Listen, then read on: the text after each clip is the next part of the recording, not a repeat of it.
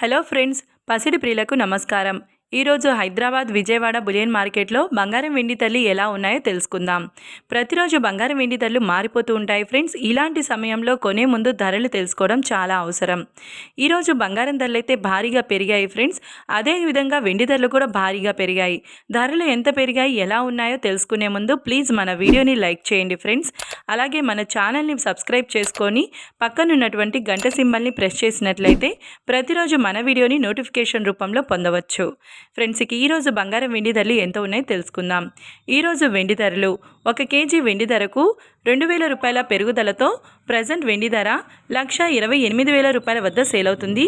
ఇక ఈరోజు బంగారం ధరలు 22 క్యారెట్ల 10 గ్రాముల బంగారం ధరపై 1,050 రూపాయల పెరుగుదలతో 92,850 రూపాయల వద్ద సేల్ అవుతుంది.